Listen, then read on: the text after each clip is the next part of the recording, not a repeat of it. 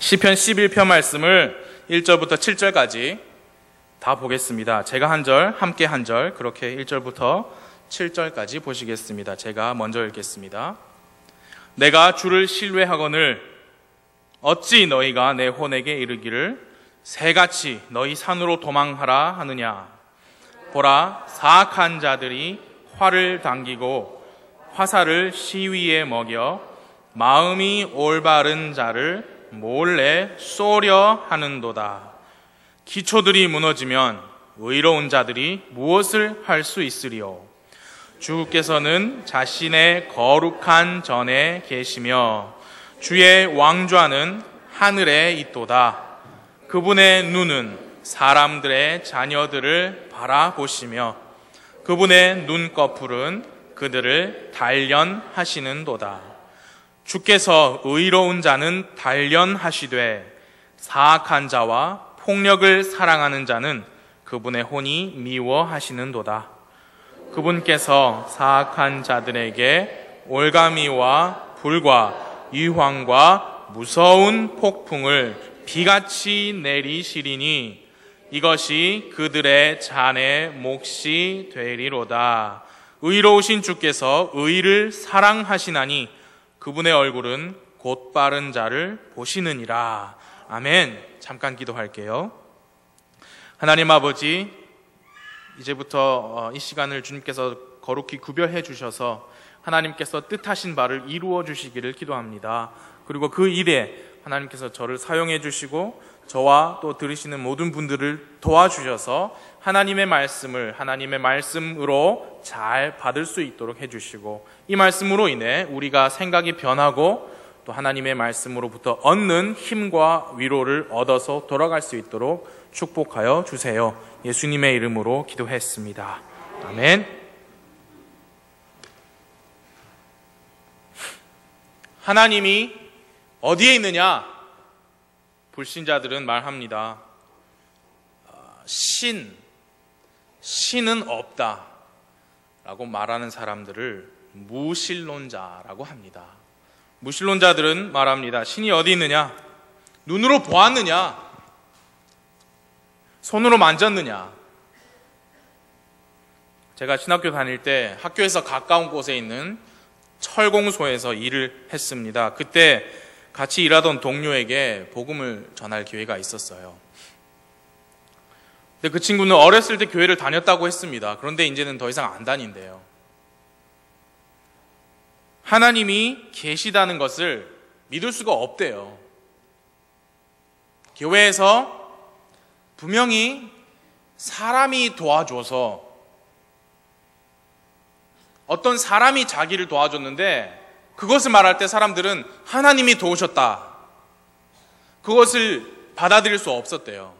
분명히 다른 사람이 친절을 베풀고 도움을 베풀어서 유익이 됐는데 그것을 하나님께서 도와주셔서 이렇게 제가 유익을 얻었다라고 말하는 걸 보고 받아들일 수 없었대요. 마이크라는 친구였는데 복음을 받아들이지 않았어요. 예수님을 받아들이지 않았습니다. 여러분, 하나님이 어디에 계십니까? 하나님이 살아계시다는 증거가 어디 있습니까? 물론 하나님의 영이 내주하시는 저나 여러분들은 그 대답을 하실 거예요. 그러나 불신자들에게는 그 하시는 대답이 안 통할 수도 있어요. 왜냐하면 불신자들은 눈으로 보고 손으로 만질 수 있는 증거를 원하고요. 그 증거를 보기 전까지는 나는 안 믿겠다. 그렇게 말하니까요. 그런데 하나님이 살아계시다는 그 증거, 눈으로 볼 수 있고 손으로 만질 수 있는 것을 보고도 만져도 안 믿을 사람은 안 믿을 거라는 거죠. 어떻게 그렇게 말을 할 수가 있냐면 성경에도 보니까 보고도 경험해놓고도 안 믿은 사람들의 얘기가 많이 나오고요. 앞으로도 그럴 사람이 있다고 말해요. 하나님께서 살아계시다라는 경험을 직접 가장 많이 했던 사람들이 바로 이스라엘 백성 아니에요. 그렇죠? 모세가 가서 이스라엘 백성을 데리고 나왔지만 그렇게 되기까지 10가지의 재앙을 겪고 나왔잖아요. 한 가지만 경험해도 어마어마한 경험인데 10가지나 경험하고 나왔으면 진짜로 하나님이 보내신 사람이구나. 이 모세라는 사람이 하나님께서 우리를 계획하신 바가 있어서 우리를 나가게 하시는구나.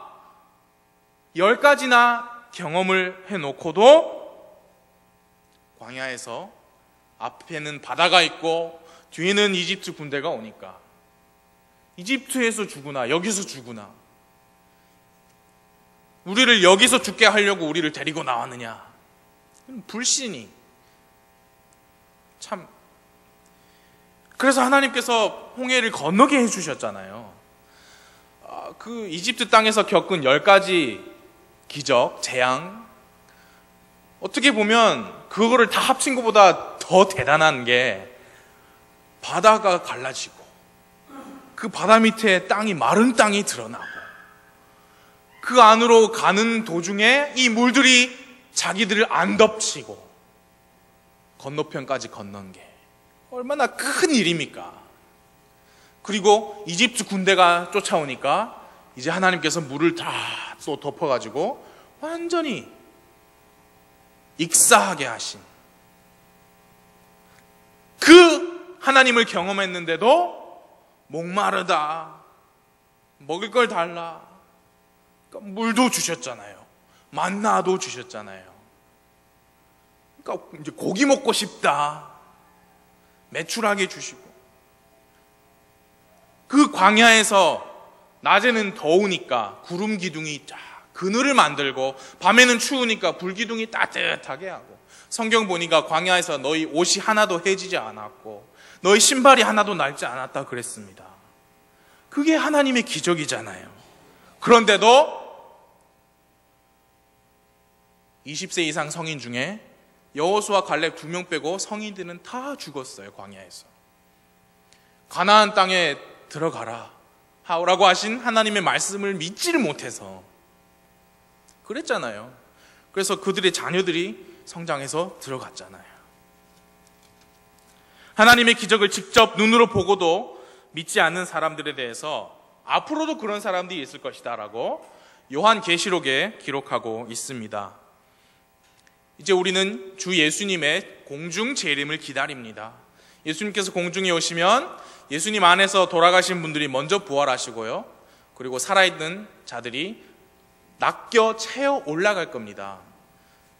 그러면 이 땅에는 그리스도인이 없게 되죠. 그것을 성경은 야곱의 환란의 때라고 합니다. 7년 동안 전무후무한 환란이 있을 것인데, 그 시기는 이제 메인이 뭐냐면, 주된 목적이 뭐냐면 유대인이에요. 그렇죠? 그래서 야곱의 환란이라고 했습니다. 그렇지만 하나님께서 그 7년 동안에도 이 땅에서 복음을 주십니다. 물론 그 전, 지금 우리가 살고 있는 교회 시대, 은혜 시대보다는 복음을 받아들이기가 더 어려울 거예요. 그러나 있기는 있습니다. 우리가 7년 대환란이라고 하지요. 그때에 복음을 전하는 사람들이 첫째로 기적적으로, 하나님의 기적으로 회심을 한 14만 4천 명의 유대인 동정 총각이죠. 동정남들이 있다고 말씀하고 있습니다. 14만 4천은 유대인들이고요. 다 총각이에요. 하나님의 은혜로 기적적으로 회심해서 온 세상으로 복음을 선포할 것입니다. 14만 4천은 그게 다예요. 뭐 다른 의미가 없어요. 이단들이 많이 사용하는 번호이죠. 또 복음을 전하는 사람들이 있는데요, 요한계시록 11장에 보니까 두 증인이 있대요. 올 거래요, 앞으로. 그 두 증인이 와서 하나님께 권능을 받고 복음을 전한다 했어요. 그래서 이 두 증인이 과연 누구냐, 이제 추측이 많습니다. 에녹과 엘리야일 것이다. 왜냐하면 에녹도 그랬고 엘리야도 그렇고 이 땅에 살 때에 이 죽음을 맞이하지 않았지요. 하나님께서 데려가셨기 때문에 살아있는 그 채로. 그래서 에녹과 엘리야의 것이다 라고 하고, 또 어떤 사람들은 모세와 엘리야의 것이다. 왜냐하면 변화산 기억하십니까? 예수님이 몸이 영광스러운 빛나는 몸으로 변했을 때 그때 모세와 엘리야가 내려왔죠.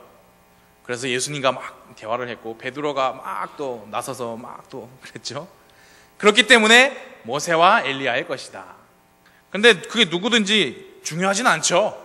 저희는 하늘에 있을 거니까요. 하늘에서 내려다보면 누군지 알겠죠.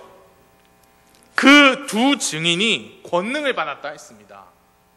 그래서 복음을 선포하면서 사람들이 그들을 해하려고 올 때 그 두 증인의 입에서 불이 나온다. 그래서 사람들을 삼킨다 했어요. 여러분, 누가 시내에 돌아다니면서 막 뭘 말을 해요. 그 사람들이 그만하시오 하면서 다가가니까 입에서 불이 확 나왔다 해요. 그러면 그 사람이 무슨 말을 할지 한번 잘 들어보지 않겠어요? 그 두 증인이 또 무슨 능력이 있느냐? 자기들이 대언을 할 때에 비가 올 때 비를 멈추게 할 거래요. 요한계시록 11장에 보니까. 그리고 물들을 변해서 피로 변하게 하는 그런 능력을 가질 거래요. 여러분, 누가 나타나서 자 보십시오, 지금 비가 오는데 제가 비 그치겠습니다, 잘 보세요 하고 진짜로 비를 그친다면 무슨 말 하는지 들을 거 아니에요. 뭐야, 저 사람 뭔 말인지 드러나 보자. 여러분, 지금부터 비가 올 것입니다, 잘 보세요 하는데 진짜 비를 내리게 하면 그 사람이 무슨 말을 하는 거 듣기 원할 거 아닙니까? 그런데 요한계시록에 보니까 이 두 증인이 1260일을 대언한다 그랬어요. 1260일은 딱 3년 반이에요. 그 두 증인이 대언을 마칠 때쯤에 바닥 없는 구덩이에서 짐승이 올라와서 그 두 증인을 대적하여 전쟁을 일으키고 죽여버린대요. 그래서 시체가 야 장사 지내지 마라 그런대요. 그래서 길거리에 나뒹구는 거예요. 성경에 보니까 사람들이 그들의 죽음으로 인해 기뻐할 것이다 그랬어요. 그러니까 사람이 하나님으로부터 왔다 하면서 입에서 불이 나오고 비를 그치게 하고 물을 변해서 피가 되게 해도 안 믿을 사람은 안 믿을 거예요. 과거에도 그랬고 앞으로도 그렇습니다. 여러분, 그래서 구원의 복음을 믿어서 은혜로 구원받은 우리, 여러분이 받은 그 구원, 크고 놀라운 구원이다. 크고 놀랍다는 건 괜히 하신 말씀이 아니에요. 정말 큰 일이에요. 보배로운 믿음이에요. 그건 우리고, 하나님을 믿지 않는 사람들은 눈에 보이는 대로 생각하고 행동합니다. 하나님을 믿은 사람들은 하나님을 신뢰합니다. 하나님을 신뢰해요. 비록 눈에 안 보이고 손으로 만질 수 없지만. 다윗은요, 하나님을 신뢰한다는 것이 무슨 의미인지 누구보다 더 잘 알고 있던 사람이었습니다. 어렸을 때부터 아버지의 양을 쳤어요. 성경을 읽으셔서 아시잖아요. 양치기가 어떻게 곰을 때려 눕힙니까? 사자도 나타났다 했죠. 양치기가, 그 양치기 막대기로 어떻게 사자를 잡습니까? 근데 다윗은 그렇게 했다 했어요. 그게 뭐냐? 하나님을 믿은 거죠. 하나님이 도우시면 어떤 일도 가능하다는 것을 경험으로 배웠습니다. 전쟁에 싸우러 나간 형들한테 도시락 좀 가져다 주라. 아버지가 심부름을 시켰어요. 그러니까 다윗은 전쟁에 싸우러 나가지도 못한 그런 나이였던 거예요. 도시락을 가지고 나갔는데 하나님을 모욕하고 있는 골리앗의 말을 듣고 분노했습니다. 그리고 왜 가만히 있느냐며 분노했어요. 내가 가서 싸우겠다. 사울 왕이 불러서 진짜 할 수 있겠느냐? 내가 곰도 이겼고요, 사자도 이겼습니다. 그러면 내 갑옷을 입고 가라. 아니요. 그래서 가지고 간 게 작은 돌 5개 하고 요거 슬링, 우리 흥정역 성경에 무린매라 그랬어요. 골리앗이 그걸 보고 내가 개냐? 그랬다 했어요, 성경에. 내가 개냐? 그러면서 다윗을 저주했대요. 다윗은 이렇게 말했습니다. 너는 칼과 창과 방패를 가지고 내게 오거니와 나는 내가 도전한 이스라엘 군대의 하나님 곧 만군의 주의 이름으로 네게 가노라. 이 날 주께서 너를 내 손에 넘겨주시리니. 그게 뭐예요? 자기가 실력이 있어서 네가 큰 칼이 있지만 내 물매가 더 나아, 그렇게 말한 게 아니에요. 이스라엘의 군대의 하나님의 이름으로 나왔다 한 거예요. 이 날 주님이 너를 나한테 넘겨주실 것이다. 뭐냐? 하나님을 믿은 거죠. 하나님을 믿은 거죠. 그 결과는 우리가 다 알고 있습니다. 그래서 다윗은 하나님을 신뢰한다 라는 이 말의 의미를 누구보다 더 잘 알고 있었어요. 골리앗을 죽인 이후로 사람들은 다윗을 좋아했지요. 사울 왕은 수천을 죽였을 때 다윗은 수만을 죽였다라고 노래를 했습니다. 그때부터 사울 왕은 다윗을 곱게 보지 않았지요. 자기 주변에 두면서 하프도 하게 하고 치게 하고 했는데 자기 곁에서 그냥 창도 던져버렸죠. 죽이려고. 다윗은 사울 왕의 눈을 피했지만 사울 왕을 두려워하지는 않았어요. 다윗의 주위 사람들은 다윗에게 산으로 도망가라 했습니다. 다윗은 사울을 두려워한 게 아니었어요. 오히려 사울 왕을 죽일 수 있는 기회가 2번이나 있었고 2번 다 죽이지 않고 놓아줬지요. 시편 11편을 기록한 상황이 바로 사울이 다윗을 죽이려고 하는 그런 상황입니다. 그 상황에서 다윗이 1절에서 뭐라고 합니까?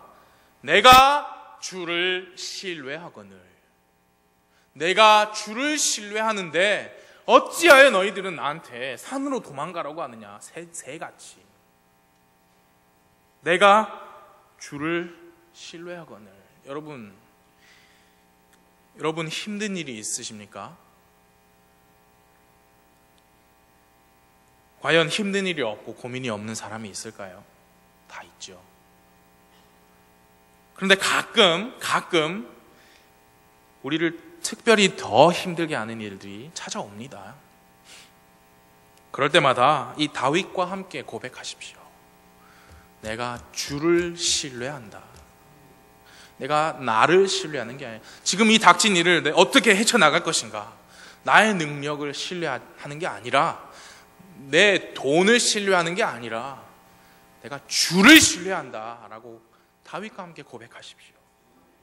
다윗을 걱정하는 사람들은 산으로 도망가라 했어요. 여러분이 특별히 힘든 일을 겪으실 때 여러분의 주위에 있는 사람들은 여러분을 걱정하면서 뭐라고 합니까?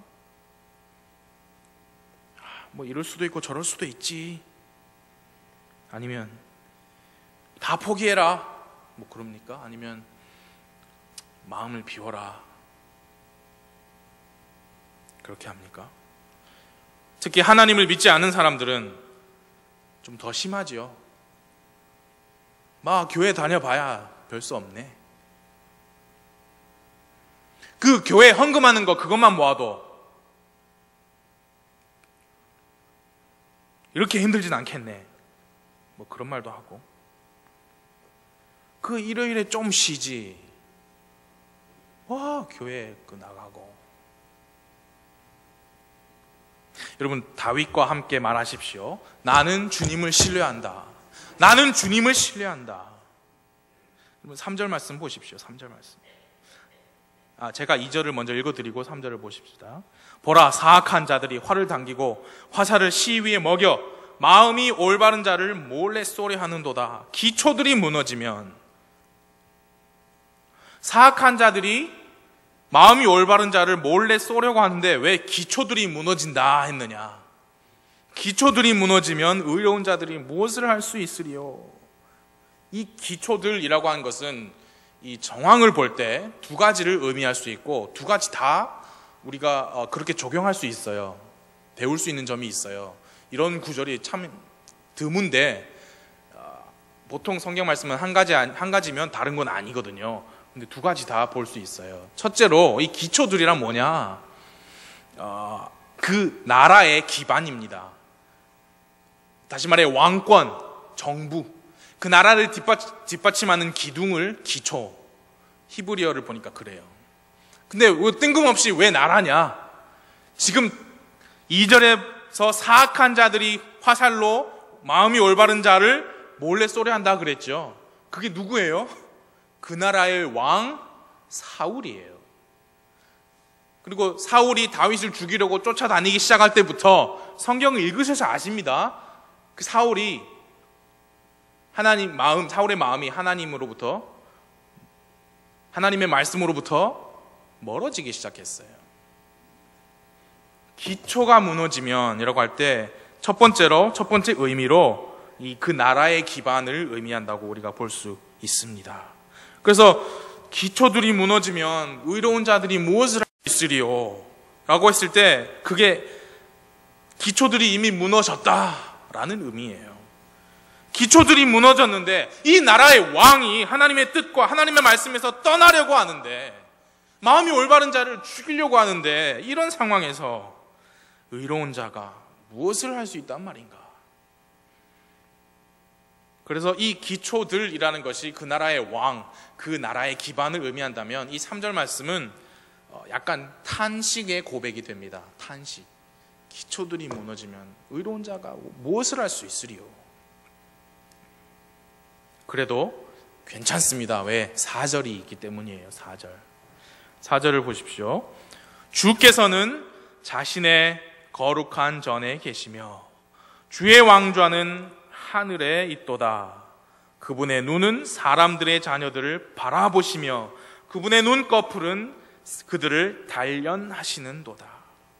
기초들이 무너지면 지금 다윗이 처한 상황에서 그 나라가 무너지고 기반이 무너지면 의로운 자들이 할 수 있는 것이라고는 단 한 가지밖에 없을 것입니다. 바로 하나님께 매달리는 거예요. 하나님을 향한 자신의 신뢰를 지켜내는 것밖에는 없을 것입니다. 주께서는 지금 우리 이 나라는 이스라엘은 기초가 무너지고 있는데 아이고 무엇을 할까? 괜찮다. 주님은 아직 거룩한 전에 계시다. 주님은 아직 왕좌에 계시다. 미국에서는 많은 그리스도인들이 이미 미국은 하나님의 말씀에서 떠났다. 그래서 이제 하나님의 심판이 있을 것이다. 그렇게 받아들이고 말하는 사람들이 많아요. 처음에 하나님의 말씀을 기초로 해서 나라가 세워졌는데 미국의 헌법이 성경 말씀을 기반으로 해서 만들어졌어요. 실제로. 근데 그 헌법이 이제는 그냥 우습게 무시되고 있어요. 하나님과 그분의 뜻에서 어떻게 하면 더 멀어지려고 하는지 노력하는 나라 같아요. 지금 하는 걸 보면. 그런데 우리 한국도 미국을 똑 닮았죠. 그럼 안 좋은 거는 미국을 똑같이 닮았어요. 그래서 시간차가 좀 있을 뿐이지 미국에서 먼저 안 좋아지고 한국이 따라가야지 계속. 미국에서 하나님은 대적하고 하나님의 말씀을 대적하는 그 일들이 한국에도 벌어지고 있어요. 동성애자들이 목소리를 높이고 있고 이 매스 미디어가 그것을 조장을 하고 있습니다. 어떻게 조장하느냐? 마치 그 동성애자들의 숫자가 정말 상당히 많아서 이제 그들의 표를 얻지 못하면 선거에서 이길 수 없는 것처럼 조장하고 있고요. 그들의 돈을 벌지 못하면 이 시장 경제에서 살아남을 수 없을 것처럼 조장하고 있고, 그들의 지지를 얻지 못하면 이제 사랑도 없고 이해심도 없고 완전히 사람 차별하는 것처럼 미디어가 조장하고 있어요. 동성애라는 게 성이 같은 사람을 향해 애정을 느끼는 거잖아요. 시작은 거기서 했는데 이제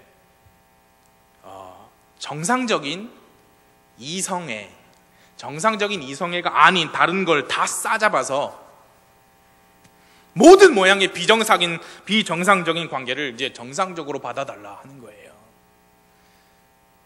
LGBT 그럽니다. LGBT 사람들을 좀 받아주십시오. 사랑해 주십시오. 안아주십시오. 다 같은 사람입니다. L은 레즈비언이에요. 여자가 여자 좋아하는 거고, G는 게이예요. 남자가 남자를 좋아하는 거예요. 근데 그거는 동성연애 맞아요. 근데 B는 뭐냐?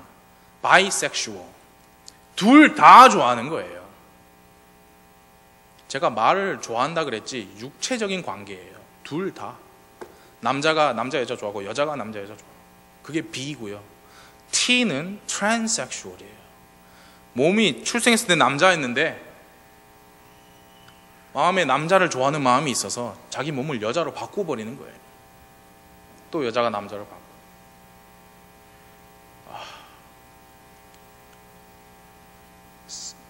남자 여자가 결혼했는데 여자가 임신을 했어요. 그게 정상이죠, 그죠? 근데 임신한 후에 둘 다 성전환을 한 거예요. 그래서 배가 불러오는 그 아내는 이제 남자가 된 거예요. 신랑은 이제 여자 몸이 되고 성전환을 해서, 그래서 배가 이만큼 불러가지고 출산을 했어요. 그러니까 최초로 성전환한, 원래는 여자였다가 이제 남자가 배가 불러가지고 출산을 한 첫 케이스가 됐어요, 미국에서. 구역질 나죠. 그 사람들을 LGBT라고 해요. 그리고 그 사람들의 상징이 뭐냐? 무지개예요, 무지개. 우리 한국에서는 무지개가 그런 의미가 아니에요. 아직은 아니에요. 아직은. 그러나 한국에서도 그런 동성애 운동이 일어나는 걸 보면 다 무지개 이렇게 하고 있어요. 무지개가 뭐냐? 여러 가지 색깔이 있다 그거죠. 이런 사람도 있고 이런 사람도 있고 이런 사람도 있는데 다 합쳐놓으면 아름답다 이거죠. 그래서 무지개입니다. 음악, 영화, 드라마, 경제 정책, 선거 공약 등에서 권리를 인정해달라고 하더니 이젠 법적인 보호를 요구하고 있고요. 종교적으로도 자기네들을 인정하라고 합니다. 앞으로 한국에서도 하나님의 말씀을 선포했다가 차별했다고 잡혀갈 날이 올 거예요. 성경에 하나님이 성이 남성으로 되어 있습니까? 여성으로 되어 있습니까? 성경에. 왜 이렇게 대답을 못하세요? 하나님 어머니 합니까 우리가? 하나님 아버지 하죠. 남성으로 되어 있어요. 그게 성차별이다 이거예요. 그래서 하나님을 여성으로 한 성경이 이미 나왔어요. 그럼 그것도 역차별 아니야? 그래서 하나님을 중성으로 하자. 점입 가경이에요. 한국도 제 말이 뭐냐? 한국도 시간 문제다 이 말이에요. 지금 벌써 TV 보시면 이런 토크쇼나 예능 오락 그런 데서 동성애 자리에 나와서 정상적인 사람과 별 다를 게 없는 것처럼 희희낙낙하고 있잖아요. 그걸 보여주는 게 매스미디어예요. 같이 웃고 떠들 수 있다는 거죠. 드라마, 영화는 당연하고 음악, 복장 등 문화 전반에서 전통을 깨는 비정상적인 모습들이 더 많이 나옵니다. 레즈비언이라고 하면 노골적이니까 뭐라고 하냐면 걸크러쉬라 하는 거예요. 걸크러쉬 하는데 그게 레즈비언을 순화시킨 말이에요. 게이라고 하면 너무 심하게 말하는 거니까 우리가 동방예의지국 아닙니까? 어떻게 게이라고 합니까? 브로맨스라고 하는 브로맨스. 그런 용어들을 쓰는 게 다 대중을 그 생각을 마인드를 세뇌시키는 거예요. 조금씩 기초들이 무너지면 의로운 자들이 뭘 할 수 있겠습니까? 이 세상은 그렇게 가고 있어요. 갈 수밖에 없어요. 그럼 의로운 자들이 뭘 할 수 있겠냐 그 말이에요. 믿음을 지키는 것밖에 없죠.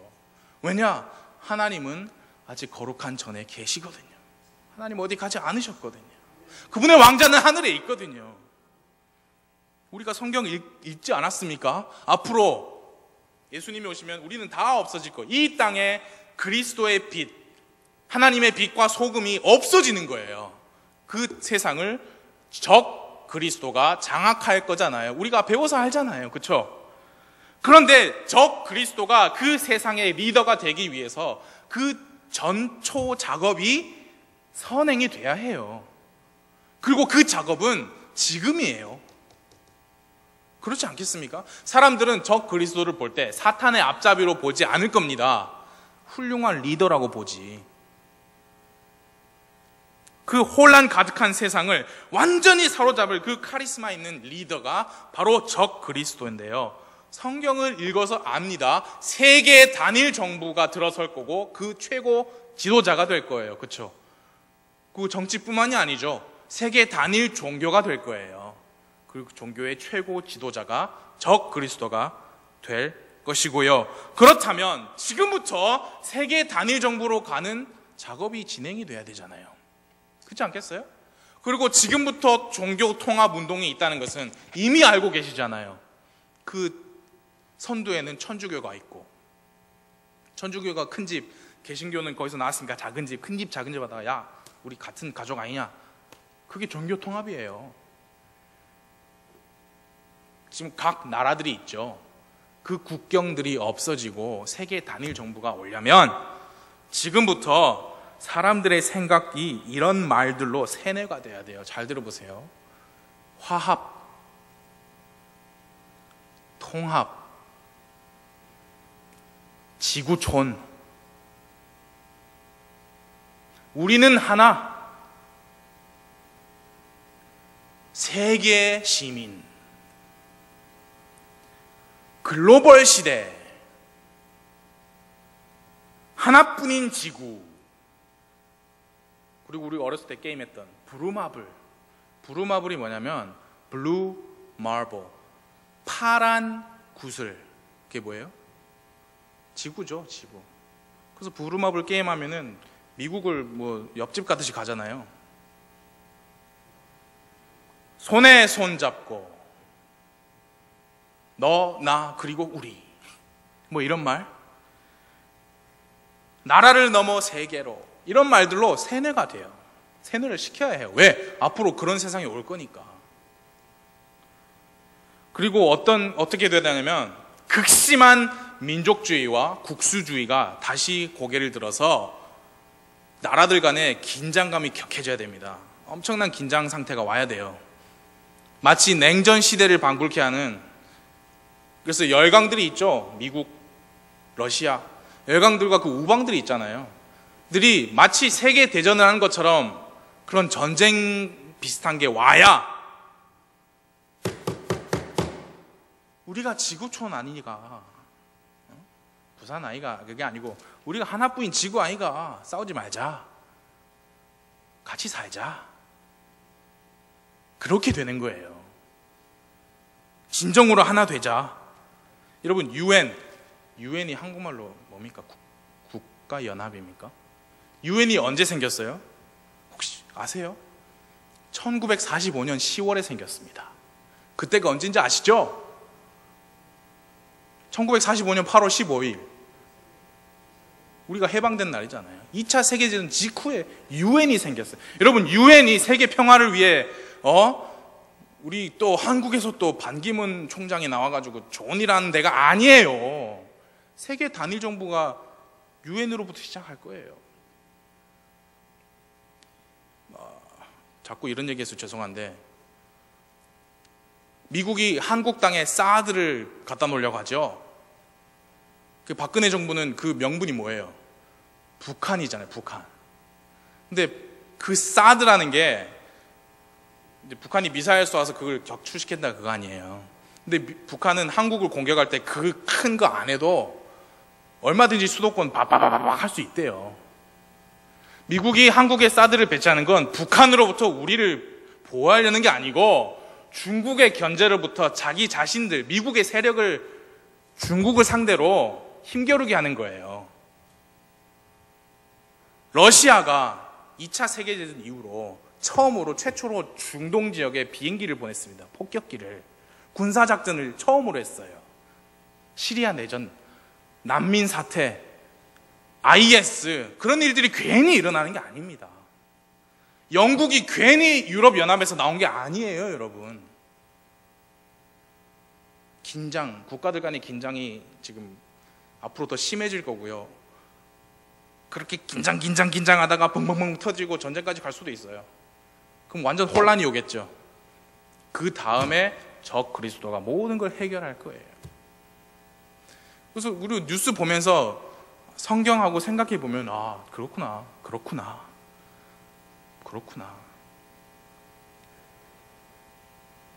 부목사님이 무슨 책을 읽으셨나?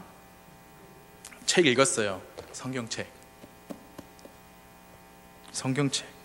적그리스도는 먼 이야기가 아니에요. 그것만 기억하시면 되겠습니다. 지금 이 순간에 어디엔가 숨 쉬고 있을지도 몰라요. 적그리스도가. 기초들이 무너지면 의로운 자들은 무엇을 할 수 있으려? 이 기초들이 첫째로 나라 또는 나라의 기반, 정부를 의미할 수 있다고 말씀드렸고요. 또 가능한 의미가 뭐냐? 바로 그리스도인의 기초, 바로 믿음이에요. 믿음. 그렇게 적용할 수 있어요. 다윗은 이미 주 하나님을 신뢰하는 사람이었습니다. 그런데 다윗과 동일한 믿음이 없는 사람들이 산으로 도망가라 한 거예요. 그때 다윗은 이렇게 말했습니다. 기초가 무너지면 의로운 자들이 뭘 할 수 있느냐? 의로운 자들의 기초는 믿음인데 믿음이 무너져서 되겠느냐? 그렇게도 우리가 볼 수 있는 거예요. 그래서 이 기초들이라는 것이 믿음을 의미한다면 그건 아직 무너지지 않았고요. 3절에서 기초들이 무너지면 의로운 자들이 무엇을 할 수 있으리요? 이건 탄식이 아니라 이제는 강한 믿음의 고백이 되는 거예요. 여러분께서 지금 무슨 어려움을 겪고 계시든지 간에 여러분이 가지고 계신 그 믿음의 기초 절대 무너지면 안 됩니다. 우리의 믿음은 환경에 있지 않아요. 돈에 있지 않아요. 행복에 있지 않고요. 우리의 믿음은 하나님 아버지 안에 있습니다. 이 세상이 제 아무리 혼란스럽게 돌아간다 해도 그리스도인들이 그 믿음의 기초를 단단히 붙들어야 해요.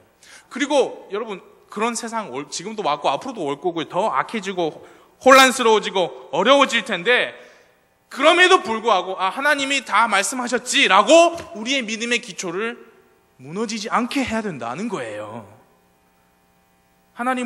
주께서는 아직 자신의 거룩한 전에 계시며 주의 왕좌는 아직 하늘에 있습니다. 그걸 잊지 마라. 기초들이 무너지면 의로운 자들이 뭘 할 수 있느냐? 하나님 아직 어디 가시지 않았습니다. 여러분, 힘든 일, 어려운 일, 그럼에도 불구하고 믿음의 기초 무너지면 안 돼요. 하나님 생각하십시오. 하나님은 아직 왕좌에 계십니다. 다 보고 계시다고 했습니다. 그분의 눈은 사람들의 자녀들을 바라보시며 그분의 눈꺼풀은 그들을 단련하시는도다. 하나님을 신뢰하십시오. 하나님의 어떤 부분을 신뢰하느냐? 5절, 6절, 7절을 함께 보시겠습니다. 주께서 의로운 자는 단련하시되 사악한 자와 폭력을 사랑하는 자는 그분의 혼이 미워하시는도다. 그분께서 사악한 자들에게 올가미와 불과 유황과 무서운 폭풍을 비같이 내리시리니 이것이 그들의 잔의 몫이 되리로다. 의로우신 주께서 의를 사랑하시나니 그분의 얼굴은 곧 바른 자를 보시느니라. 먼저 의로운 자에게 닥친 시련과 고난은 하나님이 그 사람을 단련하기 위한 목적이라는 것을 믿으셔야 합니다. 여기서 단련이라 했는데 시험해 보는 거예요. 과연 그가 누구를 믿고 있는지, 힘든 상황이 왔을 때 누구에게 매달리는지, 목숨의 위협을 느낄 때 그런 상황에서도 과연 하나님을 향한 자기 믿음을 잘 지키는지, 시험해 보는 겁니다. 그리고 단련, 그렇게 시험이 있으면 그 후에는 그만큼 성장할 거예요. 양떼를 지키면서 곰도 때려잡고 사자도 때려잡았던 다윗이 그만큼 성장해서 골리앗한테도 달려나갈 수 있었던 겁니다. 그가 키가 더 커지고 힘이 더 세진 게 아니라 하나님을 신뢰하는 그의 믿음이 더 성장했는 거예요. 지금까지 여러분 구원받은 이후로 믿음 생활 하시면서 크고 작은 어려움들 있으셨잖아요. 그런 일들 다 겪으시면서 이 자리까지 오셨잖아요. 그럼 그 과거의 그런 일들을 통해서 여러분은 믿음의 단련을 받으신 거예요. 그 믿음이 그만큼 성장하신 거예요. 이제 더 강한 단련을 받아도 되실 만한 단계이니까 하나님께서 그렇게 또 단련하시는 게 아닐까요? 기초가 무너지면 할 수 있는 게 없어요. 믿음을 지키시기 바랍니다. 누가 뭐라 해도 하나님은 아직 하나님이에요. 누가 뭐라 해도 하나님은 왕좌에 계신 창조주 하나님이에요. 우리 아버지이십니다. 그분은 의로운 자는 지키신다 했고요, 사악한 자와 폭력을 사랑하는 자들을 미워하신다 했습니다. 6절에서 나온 사악한 자들에게 올가미와 불과 유황과 무서운 폭풍을 비같이 내리신다, 이것은 하나님의 공의를 보여주고 있습니다. 하나님은 공의를 집행하시는 분이에요. 그러나 그 시기가 바로 지금은 아닐 수도 있어요. 하나 앞으로 분명히 하나님은 공의를 집행하실 거예요. 그분을 믿으면서 우리 자신의 믿음을 지켜 나가야 합니다. 하나님은 의를 사랑하신다 했어요. 7절에 의로우신 주께서 의를 사랑하시나니 그분의 얼굴은 곧 빠른 자를 보신다. 여기서 곧 빠르다, 이 똑같은 말이 이제 upright, 이 똑같은 말이 2절에 나왔습니다. 2절에 마음이 올바른 자를 몰래 쏘려 하는도다, 거기서 올바르다라는 똑같은 말이에요. 곧 빠르다. 여러분, 우리가 구원받았을 때 하나님은 우리를 의롭다 칭해 주셨죠. 칭의. 우리가 받은 그 칭의는요, 우리의 상태가 아니라 우리의 신분이지요. 하나님 앞에서 우리가 칭의를 얻어서 우리의 신분은 의롭다 되었지만, 여러분, 과연 예수님이 오시기 전에 이 있으면서 우리의 상태가 죄가 하나도 없는 의인의 상태로 될 수 있을까요? 안 돼요. 그건 불가능해요. 우리가 이 땅에서 살면서 죄가 하나도 없는 의인, 상태가 의로운 사람은 될 수 없지만, 여러분, 곧 빠른 자는 될 수 있어요. 우리가 곧 빠른 자는 될 수 있습니다. 꼿꼿이 똑바로 하나님을 향해 우리의 믿음을 지킬 수는 있어요. 신분상으로는 죄로부터 완전히 벗어난 의인이지만 우리는 아직 죄와 싸우고 있잖아요. 죄의 본성과 싸우고 있잖아요. 신분이 아니라 우리의 상태가 완벽한 의인은 안 되어도 우리는 하나님과 그분의 말씀을 믿는 그 믿음으로 곧 빠른 사람은 될 수 있다는 얘기입니다. 하나님을 저버리지 않고. 아까 제가 그냥 서론에서 그런 식으로 말했어요. 뭐 교회 나가봤자 뭐 별 수 있나. 그 헌금하는 거 그것만 아껴도. 그러니까 그냥 얘기했지만 여러분 실제로 그런 말씀 들으시면 신앙생활 하시는 분들 분명히 계십니다. 그럼 어떤 마음 들어요? 힘든데 하나님 왜 나한테 이런 소리까지 듣게 하십니까? 원망할 수 있잖아요. 그런 상황이 와도 우리의 마음을 곧바르게 지킬 수 있습니다. 여러분, 그래서 힘내십시오. 힘내십시오. 우리가 죄를 이길 수는 없어요. 예? 완벽한 사람은 될 수 없어요. 그러나 곧바른 자는 될 수 있습니다. 함께 이사야서 26장 3절 4절을 찾아보시겠습니다.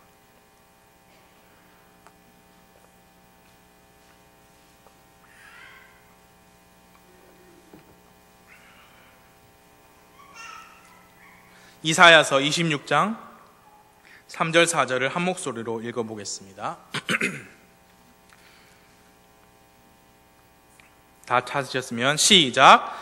주께서는 생각을 주께 고정시킨 자를 완전한 평강으로 지키시리니 이는 그가 주를 신뢰하기 때문이니이다.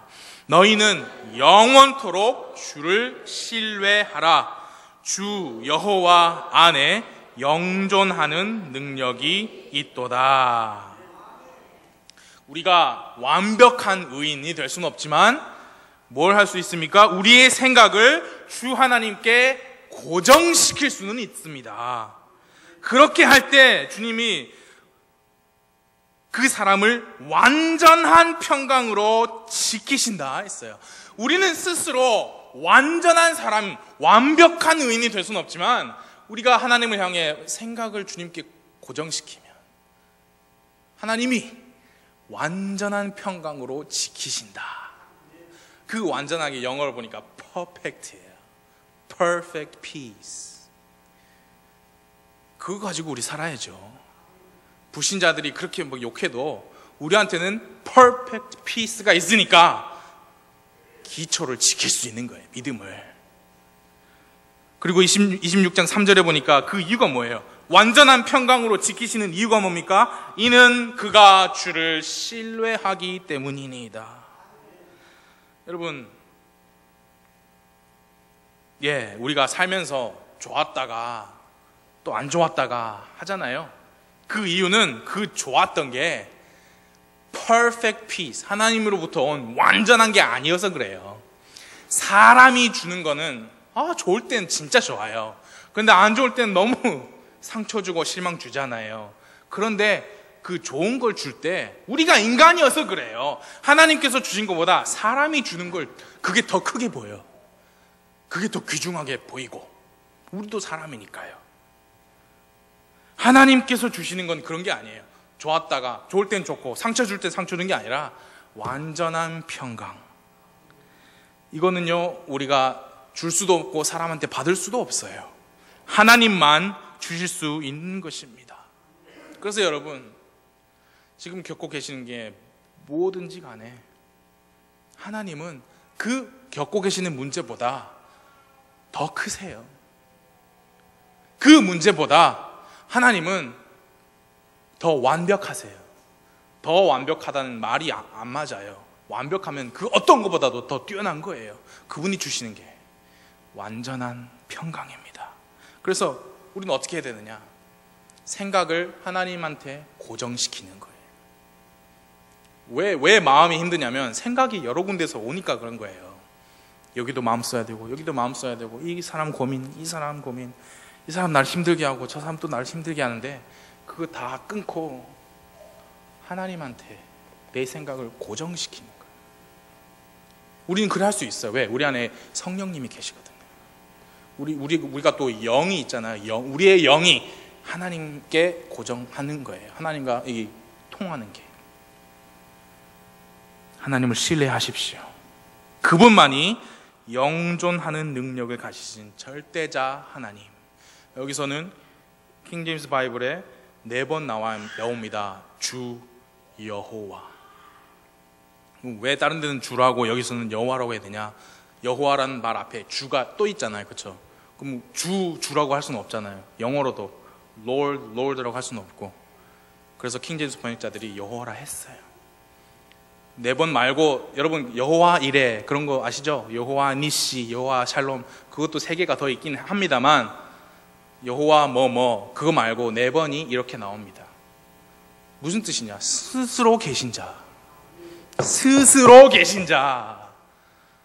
그보다 더 크신 이는 없어요. 하나님보다 더 큰 문제는 없습니다. 그분께 생각을 고정하십시오. 믿음의 기초를 무너지지 않도록 하십시오. 그분께서 도와주실 겁니다.